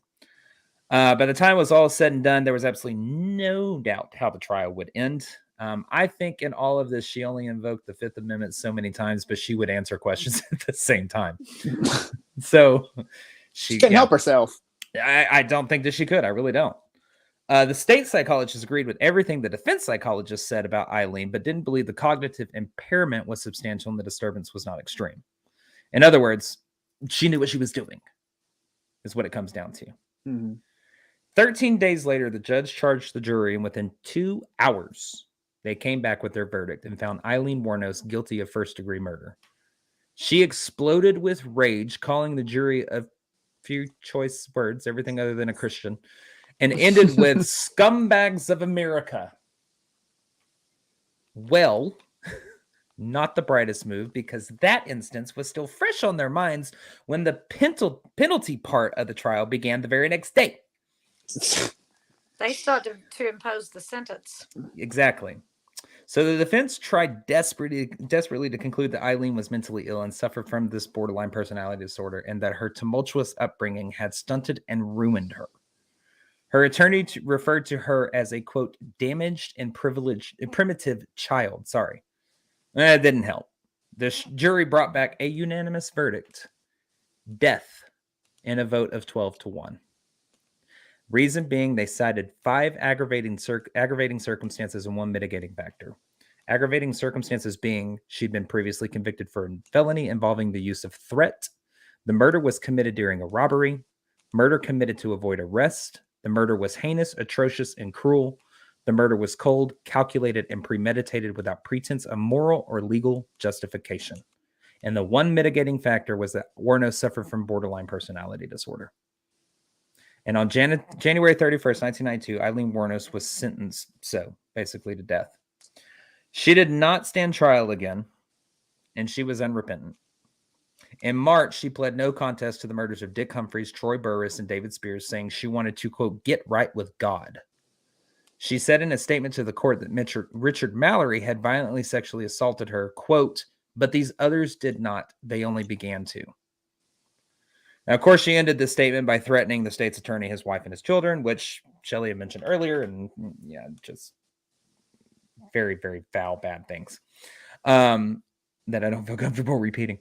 And on May 15th, when the judge handed her yet another 3 death sentences, she made a very obscene gesture and muttered, motherfucker. Actually, she screamed it. Just put it that way. Yeah, she's a real winner. She's a character here in court. Oh, yeah. So in June of the same year, she pled guilty to the murder of Charles Carskadon, and in November, another tally mark was added to the death sentence column for Charles's murder. The following year, in February 1993, she was given the 6th death sentence for the murder of Walter Gino Antonio. Now, unfortunately, no charges were ever brought for the murder of Peter Sims because, again, his body was never found. And Aileen Wuornos was put away on death row for the next 9.5 years. And many articles came out during this time calling Aileen Wuornos America's, quote, first female serial killer that I mentioned in the beginning. But here's the thing. She wasn't. I'll delve into this for just a second. She was just the first female serial killer, that Shelley said, that fit the FBI's profile of what a serial killer is. As a matter of fact, turned it on its head. Serial killer to the FBI profile back then was killing more than 3 people, targeting victims whom she didn't know and whom didn't know each other, allowing some time to lapse between each killing. She was also the first female serial killer to kill in the predatory style of hunting her prey, like her male serial killer counterparts. That's why she turned this on its head. We know women have been killing serially as long as men have, let's be honest. It's just that women, as we've said in many true crime episodes in the past, they prefer methods that are cleaner.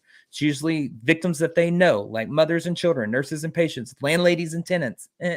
Foreshadow. And they tend to poison. Yep.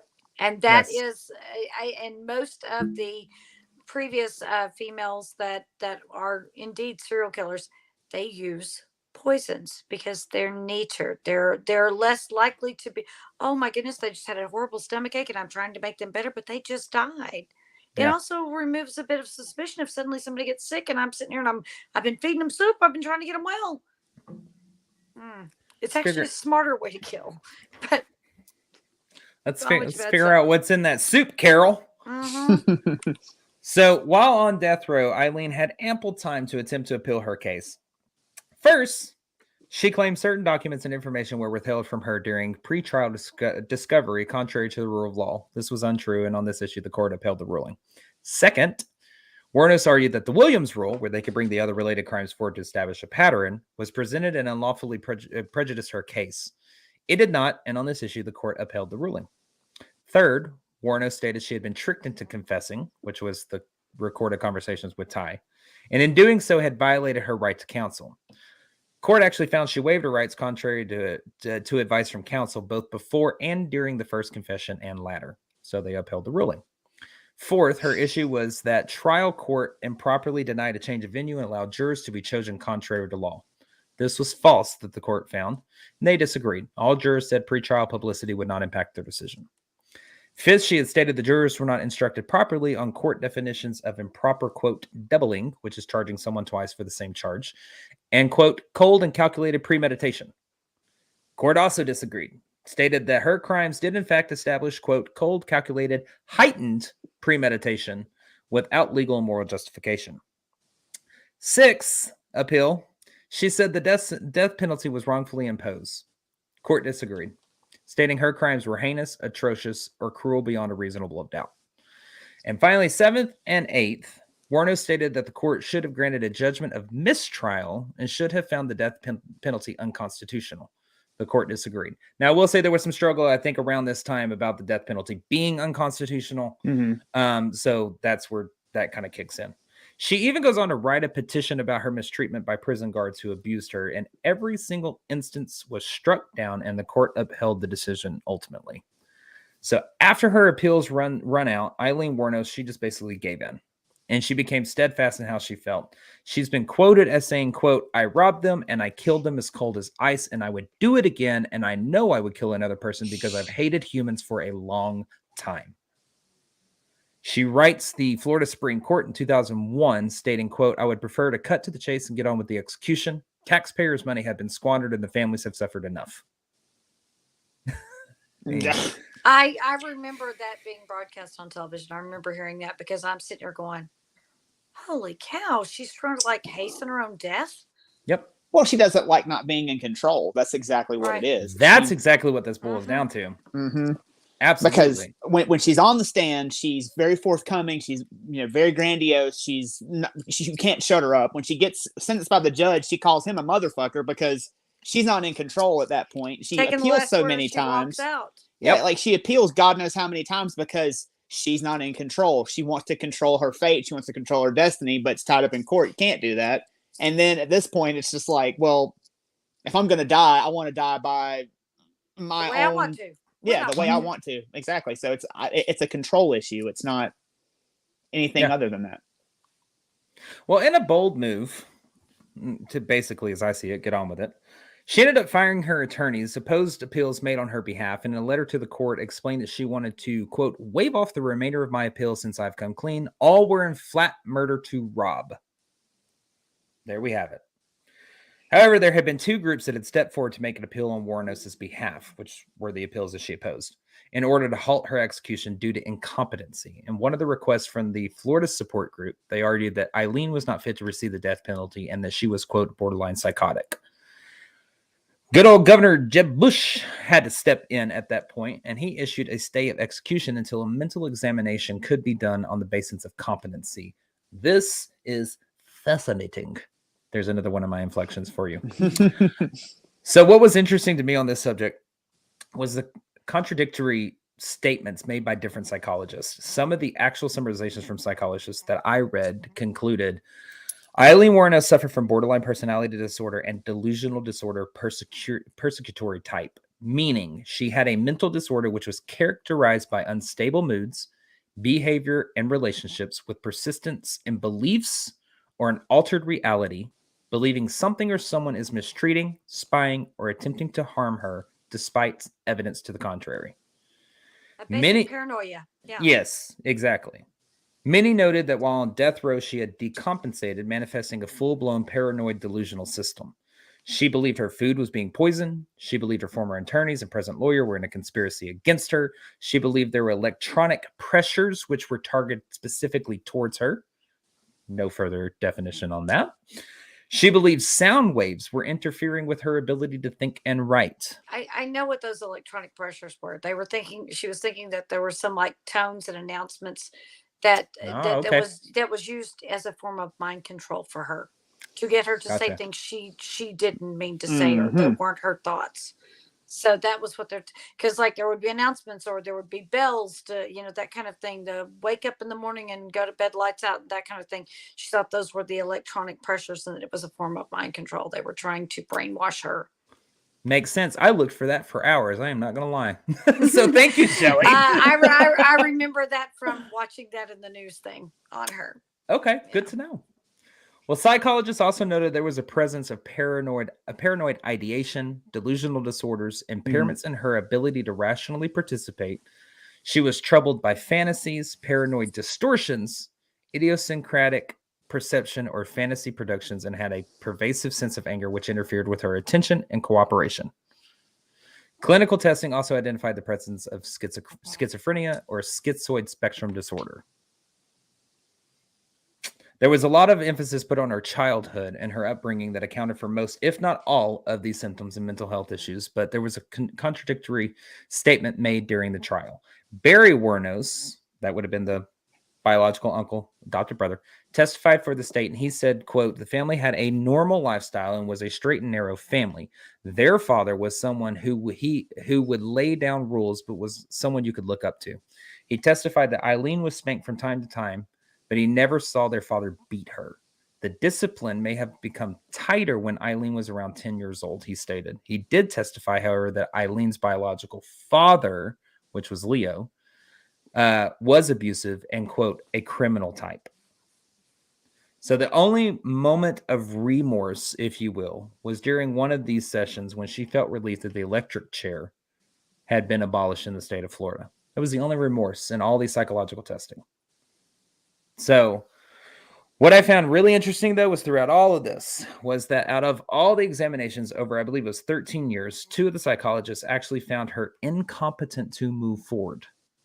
One of those, from my understanding of when it took place, had taken place during the post-conviction phase and prior to the penalty phase of all of this going on. Regardless of all of that, Aileen understood that she would die and why she was being executed. She showed no desire to delay her sentence before her execution. She said that through death, she wanted to pay for the crimes that made her so notorious in life. So she went to her death willingly and seeked a week prior to execution. Jeb Bush actually lifted the stay of execution. On October 9th, 2002, 13 years after she had killed her first victim, Aileen Wuornos woke up at 5:30 a.m. Department of Corrections spokesman said, quote, "She's very calm this morning, not as talkative as she has been in the past." By now, Wuornos' life story had been turned into books, an opera, a movie, and Shelley, just for you, even a comic book pairing her with mobster John Gotti. Aileen declined the traditional last meal that morning. I might have that. Aileen declined the traditional last meal that morning, which was anything she wanted under $20, and instead she was given just a coffee. Guards took Aileen to her awaiting appointment, and the gathered crowd who showed to get a glimpse of her. When asked if she had any final words, she stated, "I'd just like to say I'm sailing with the rock," talking about Jesus, "and I'll be back like Independence Day with Jesus, June 6th, like the big movie, big mothership and all. I'll be back." With that, she laid down and guards strapped her down. The brown curtain opened. The injection of lethal drugs started promptly at 9:30. Aileen turned only her head to the audience, made a very bizarre face, kind of a smile, rolled her eyes, and turned away. At 9:31, she shut her eyes and her head jerked backwards, and at 9:32, her mouth seemed to drop open and her eyes opened as slits, and it appeared she was gone. 46-year-old Aileen Wuornos was executed by lethal injection and pronounced dead at 9:47 on October the 9th of 2002. And that is the crazy ride of freaking Aileen Wuornos. Man, what a story. You're telling me I lived inside this woman's head for a month. I don't know how I'm still sane. I'm not gonna lie. I mean, I think everything that she did as far as murdering these men probably stemmed from her childhood because she was abused by older men, and her grandfather's friend who abused her and caused her to have a child. I think the only truth that comes out of all of that whole freaking story was where it says she began to open up to Ty and tell her for her yearning for revenge. Mm-hmm. And Ryan, you were on the exact right path. And I think that's where all of this stems from, is because of some type of relationship, or all the relationships with men that she had in the past, and how it always seemed to be so negative, so abusive. Mm-hmm. And that's where that yearning for that revenge came from. Mm-hmm. And I think that it became and I think at this point it's somewhat, I think this is almost an extreme nurture case. You know how we always just debate nature versus nurture. Debate. Mm-hmm. Nature versus nurture. I don't know. With Aileen Wuornos, I'm almost kind of like, this is a nurture case.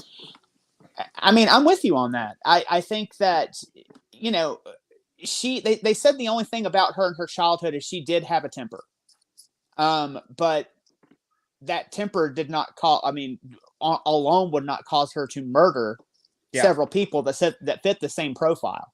Yeah. It was the bad interactions and abuse that she had at the hands of people, of men who were older than her. Yeah. And it planted a seed in her mind where she was going to take revenge on those people. And who can blame her for being upset and being, sorry, I'm trying to find the right words. It's not just upset, but like she was vengeful. Exactly. Sorry, I couldn't find the word. Who could blame her for being, because of the way she was treated by older men? Now, she went about it the wrong way by taking it out on people who were innocent, who probably weren't going to harm her in that particular way. But I think due to her past trauma and due to her, having some mental health issues, she just couldn't help herself and attacked. And that temper and everything, all that trauma inside of her caused her to do what she did. And gentlemen, I'm going to disagree. I think this is very much a nature thing. She was born, she had this very low IQ, no telling what mama did prior. Obviously, she had a daddy who was in jail for all kinds of terrible things, who already had that genetic, predisposition passed along. Also, in a lot of serial killers, and I really wish they would have studied her brain, that they have this part of their frontal lobe that is turned off, which lacks empathy, lacks the ability to know difference in right and wrong, can reason things out in the moment, but then suddenly lose things, in the moments where you should stop and think, they only react. And I really wish somebody would have studied her brain, because I think that would have been an incredibly insightful view into how she basically, as she said herself, was a primitive animal. And these psychologists said she behaved as a primitive animal. That is nature. That is, she operates on the level of id. not on ego or superego. She's operating on the id level. It is reaction, it is fight or flight, and it is, you don't really have, she even says in one of her statements that, you know what? I took the first step before he could do this to me. And that alone shows that she is a predator. And predatory is nature, not nurture. Being a predator, that is in your id. Yeah, but I'm not saying people didn't do crappy things to her. And I'm not saying that she didn't, because of the crappy things that were doing, that didn't reinforce that nature that was already Okay, hold on. into I her. don't. Go ahead. Hold on. I mean, because I got a couple of comments and they're asking what happened to Ty. Let me wrap that loose end up real quick. Ty actually served no time for this. She was not connected to any of the crimes. She went on to live her life away from all of this, and basically, she's still alive. She went on to live her life past all of this. So that's kind of, I didn't really follow her story exactly where she moved, what she did after all this stuff, but I do know that she did not serve. She's still alive. She did not serve any time for this. She was not connected to the crimes in any way. So she went on about her business after all was said and done. So back to what Shelley said, though. I'm going to have to take what you're saying, though, and basically say, how can we not pinpoint? You're saying that it is nature in this. I think it is predominantly nature with her. Yes. But is her not being the one that's like, I'm doing this to him before he can do it to me? Is that not a direct result? That's a trauma response. The nurture of a stimulus that has taken place in your life. But you've already said that as trauma a young response, child, she was having angry outbursts. That is a sign that this child obviously has either not been taught the proper way to explore their feelings or express their feelings. However, if that form of mental illness or a lack of mental acuity is already there, that is not nurture. That is nature. And if that nature is so aggressive, could that not have changed the way that she was dealt with by the people around her? But it's a direct result of her environment as a kid, because she was not showing attention when anything positive happened to her. She was only showing things when she misbehaved. But you're taking what she says.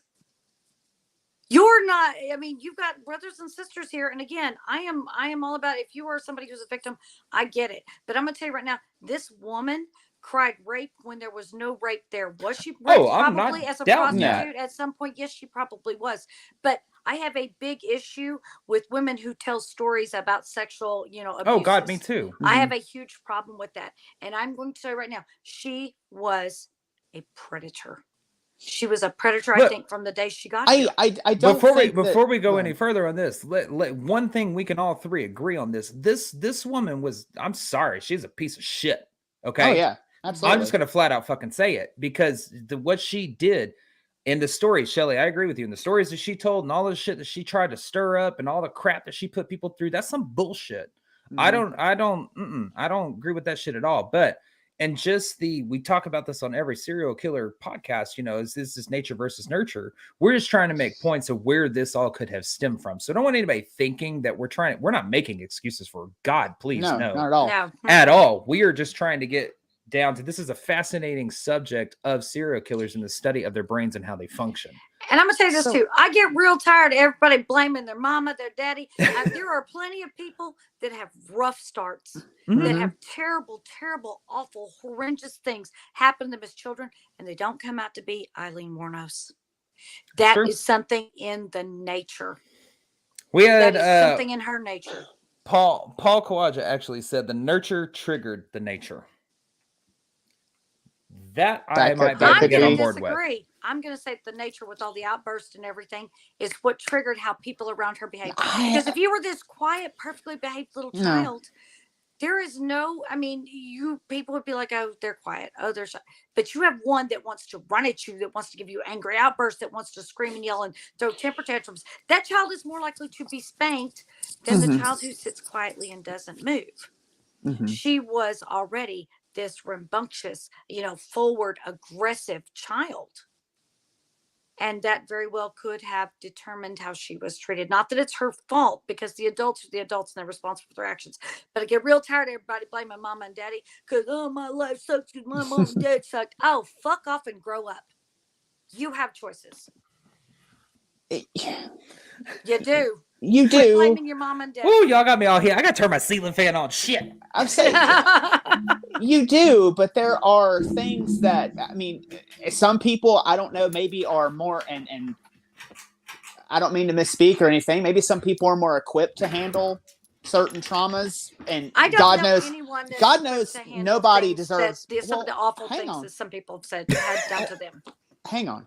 I said, like, I don't think that, you know, and said, and like, I'm trying not to misspeak. What I'm trying to Yeah, say be is careful. I think that some people maybe are, like I said, more equipped to deal with certain traumas that were, and turning into something more positive. But I think that some people maybe aren't, and it manifests itself in more negative ways later on down the line. And I think that's what we have here. I think that she did not set out to, I don't think she set out to be a serial killer, set out to kill to kill these men initially. I think that, so quick question before I continue with my thought. Did the first guy was the guy that did have a sexual assault charge and went to prison? Correct. So a lot of times in these serial killer cases, you do find people who the first kill is like accidental, or they take something a little too far and then they find out that they like it. And it kind of awakens something in them. So for the sake of argument, let's say that he did do something and did try to harm her. And she felt that she did have to act in self-defense. And once she did that, she found that she had a release from what she did, or that she liked what she did. And so that's why she kept going after the same profile until she was caught, like the same group of people. No. And I'll tell you why that doesn't fly. Okay. Because he was shot in the back. Self-defense is not shot in the back. If you are leaving and fleeing, you are no longer having to defend yourself. And I'm telling you the facts here. He was shot in the back. Okay, he was shot in the back. I'm not having to defend you if you're running. I'm not having to defend myself from you if you are running away. What I'm saying is remember, she also had that extreme temper. So if she shot him in the chest, so it's her nature to be temperamental. What I'm saying is, if she shot him in the chest and she did have that extreme temper, maybe she couldn't help herself, and maybe she was so pissed off she shot him in the back just for good measure as he was running away or leaving. That's not self-defense. What I'm saying is, though, is put it in a court of law. That is not self-defense. He is fleeing. I'm not arguing if it was self-defense. What I'm arguing is could that have been the first kill, and she found out that she got some sort of release, or she found out that she liked killing from that first kill, and that's what drove her to do her other kills? That is the first kill that we know of. That might not have been the first kill. As with every serial killer, they aren't going to tell you all of them, because usually with a serial killer, that first one's special. That's the one that they keep for themselves, that they don't talk about. And they all have one. Some of them eventually are found out, but it's that first one they hide a little something. That's the one they usually don't tell. So Mallory is allegedly her first kill, correct? We've got that name right. It's Mallory, right? Richard Mallory. Allegedly, yes, one. Yes. Mm-hmm. Yeah, allegedly is her first kill. We can't be sure of that. I don't know. I mean, don't wrong. Bitch was crazy. Okay. She was crazy. I do think it's a nurture case, though. I'm not gonna. I think it's entirely nurture. I think she was made to be the way that she was. And I think that as few and far between as it is, there are some people that are just born with that slight tendency that either at the moment they get here, they can go left or they can go right. I think most of them go right. But every now and then you got one that goes high and to the left. And that is their nature. And it takes a lot of, you can map this in people's brain waves. They've done studies that there are some people that are predisposed at birth. You can also map in studies that things. You can also map in studies that trauma changes people and changes their brain, like actually changes their brain. Again, which is why I say I really wish they would have studied her brain, because that would have given us, and they did say that she had some kind of brain damage. When did that happen? Which could have come from trauma. Later, but it could have come from birth, because in those times they didn't have no problem grabbing forceps and squishing babies' heads and damaging their brains when they were born. I think it's way too easy to just go, oh, everybody was mean to her. Got a problem with that. I think she was predisposed. She was known to have. There were people that diagnosed her with multiple personality disorder. Had borderline schizophrenia. She had BPD.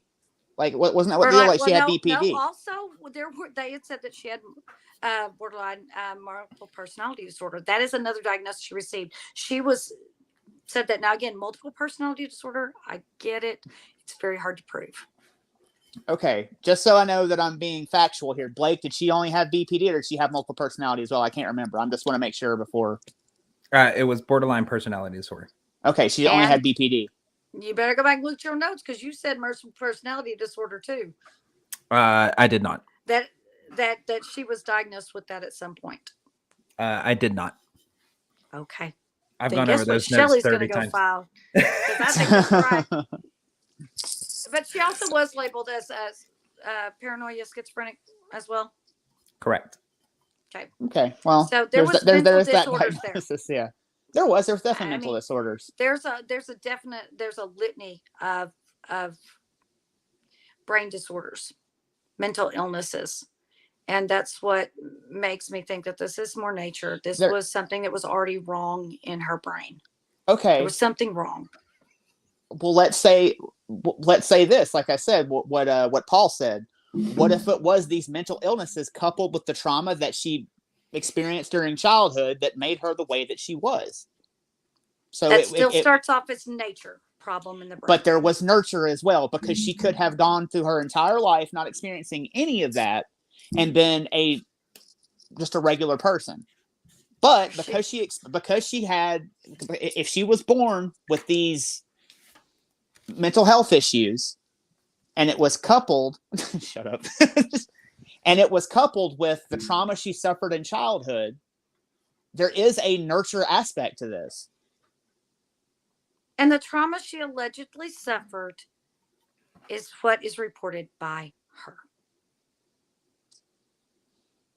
and she is known to not be truthful.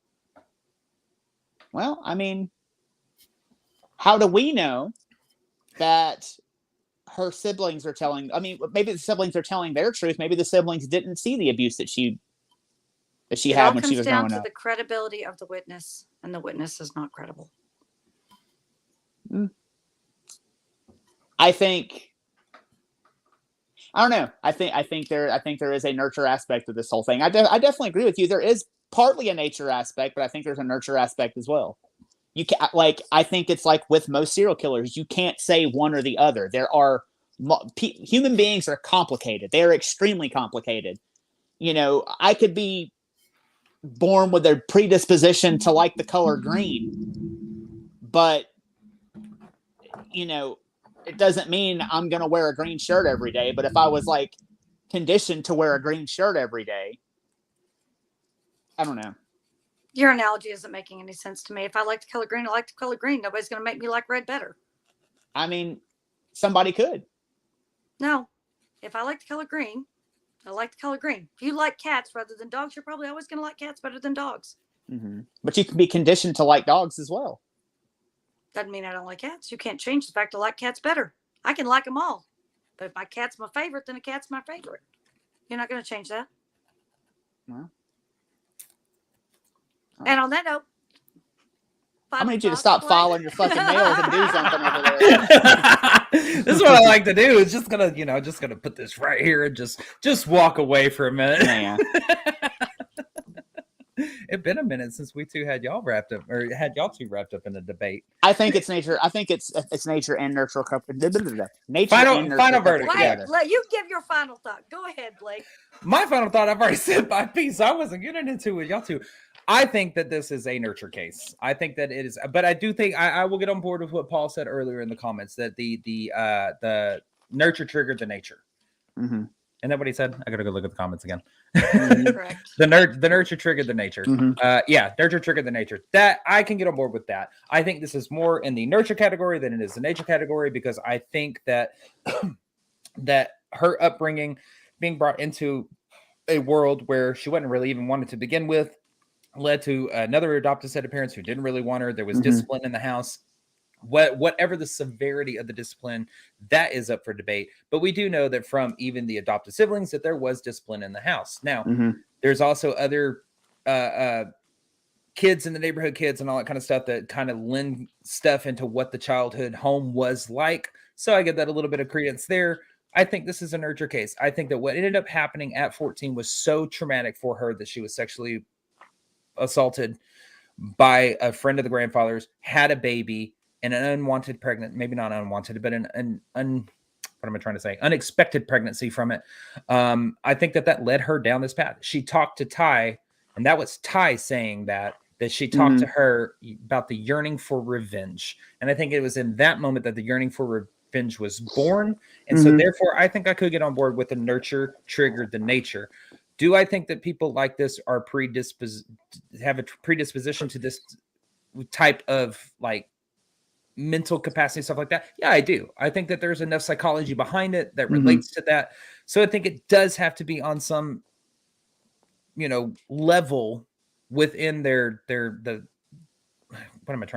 within their brain already.